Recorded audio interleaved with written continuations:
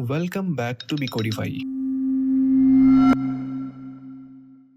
पिछले वीडियो में हमने HTML का स्ट्रॉन्ग फाउंडेशन बनाया था। हमने क्लियरली समझा HTML क्या है, मार्कअप लैंग्वेज का मतलब क्या होता है, टैग्स और एलिमेंट्स का रियल यूज और एक बेसिक HTML स्ट्रक्चर। तो आज हम वहीं से कंटिन्यू करने वाले हैं। अब टाइम आ गया है एक्चुअल कंटेंट लिखने का, जो चीज ब्राउजर को एक्चुअली दिखाई देती है। सबसे पहले अपना HTML सीरीज फोल्डर ओपन करते हैं, जहां हम स्टेप बाय स्टेप सारे प्रैक्टिस फाइल रखेंगे। तो जैसा कि आप देख सकते हो, यहाँ पे structure.html पहले से बना हुआ है, जो कि हमने पिछले पार्ट में बनाया था। एंड इसी के नीचे हम क्रिएट करने वाले हैं न्यू फाइल, जिसका नाम होगा heading.html, क्योंकि आज हम स्टार्ट कर रहे हैं हेडिंग से। इसीलिए नाम सिंपल, क्लियर और टॉपिक के अकॉर्डिंग है, ताकि बाद में फाइल देखो तो याद आए, हाँ यहाँ हमने हेडिंग्स पढ़ा था। फाइल रेडी है, अब शुरू करते हैं अपना हेडिंग पार्ट। लेकिन एक सेकेंड, क्या हम सीधा h1 टैग से स्टार्ट करें? नहीं, उससे पहले हमें चाहिए HTML का basic skeleton.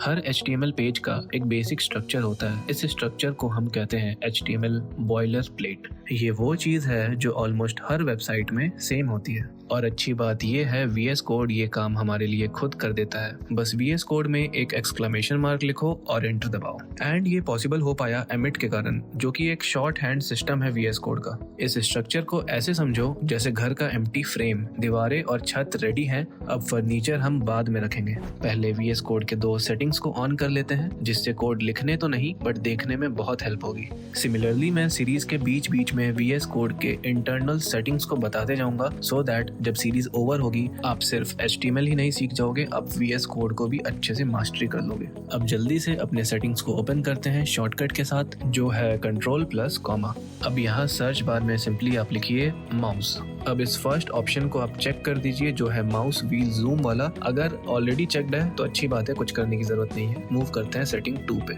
Same search settings में आप इस बार लिखिए वर्ड, एंड जो फर्स्ट ऑप्शन आएगा वर्ड रैप वाला, उसे आप ऑन कर दीजिए। पहला वाला जो सेटिंग है वो आपके फॉन्ट को बड़ा और छोटा करता है, और वो करने के लिए आप कंट्रोल होल्ड करिए एंड माउस व्हील स्क्रॉल करिए। सेटिंग 2 का जो काम है वो सिंपल है, आपके कोड को हाइड होने से बचाता है। फॉर एग्जाम्पल, अगर आपका कोड बहुत लंबा है तो वो नेक्स्ट लाइन में आ जाएगा instead of hiding behind the screen. अब एक और इम्पॉर्टेंट चीज समझते हैं, जो दिखाई नहीं देती पर बहुत काम की होती है, HTML कमेंट्स। कमेंट का मतलब होता है ऐसा टेक्स्ट जो ब्राउजर कंप्लीटली इग्नोर करता है। ये यूजर को नहीं दिखता, ये सिर्फ डेवलपर के लिए होता है, जैसे कोड के लिए पर्सनल नोट्स या स्टिकी रिमाइंडर्स। कमेंट लिखने के लिए मैनुअली कुछ टाइप करने की जरूरत नहीं, क्योंकि आप VS कोड में हो। सिंपली Ctrl+/ दबाओ और कमेंट रेडी।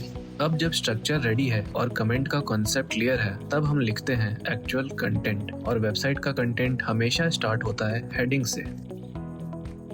HTML के अंदर टोटल 6 हेडिंग टैग्स होते हैं, starting from H1 to H6। सबसे इम्पोर्टेंट होता है H1, उससे थोड़ा कम important H2 and so on.